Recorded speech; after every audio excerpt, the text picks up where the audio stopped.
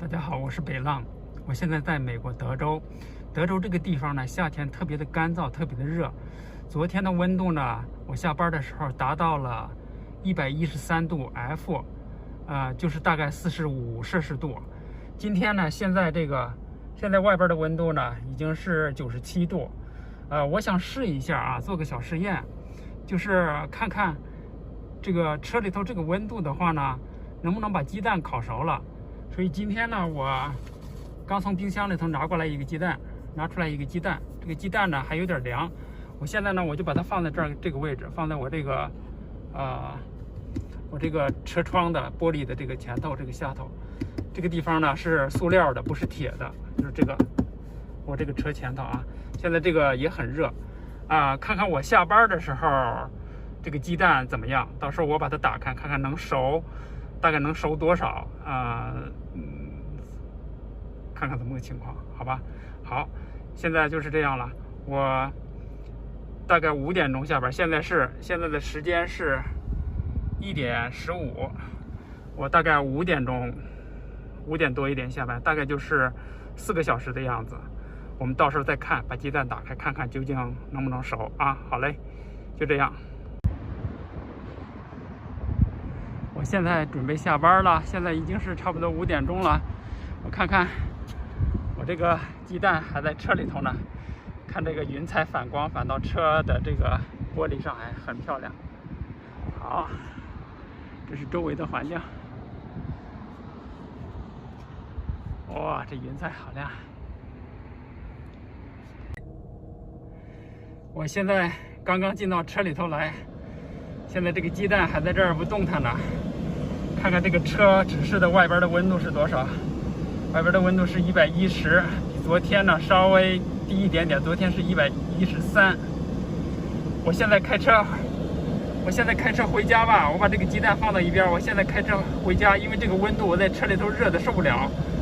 然后我回了家，我把这个鸡蛋打开以后看看它熟的怎么样，好吗？好的。刚才这个鸡蛋好热好烫哎，好烫的我那个手受不了，我赶紧扔到这儿了。回家我再把它打开。我现在这个车里头所有的地方都是烫的，这个车玻璃旁边这块扶手这一块，然后把手，车的方向盘，这手不能在这儿放时间长了，然后这个车玻璃前头这儿不行，这儿2秒钟1秒钟都不行，这儿烫的根本跟铁板一样烫。然后这个挂档的这个把手烫的不行，这个位置啊非常烫。然后这小盒子不行，受不了的啊。好吧，我现在把空调已经打开了，然后把车窗也都落下来了，让这个热气赶紧往外放一放，然后我才可以开车。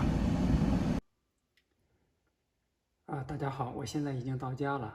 这个鸡蛋呢还是很烫啊，从车里拿出来的时候，我不得不垫着纸啊，还是很烫。现在呢，我拿那个凉水冲它一下，然后呢，我就把它剥开，看看里头究竟熟了没有，还是熟了多少。好，现在我开始剥了。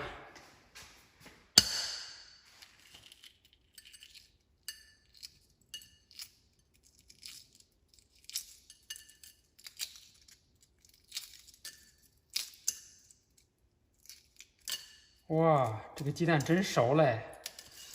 好，大家看一下这个样子，看看已经熟了，凝固了，很熟的很好。我现在把里头切开，看这黄怎么样啊？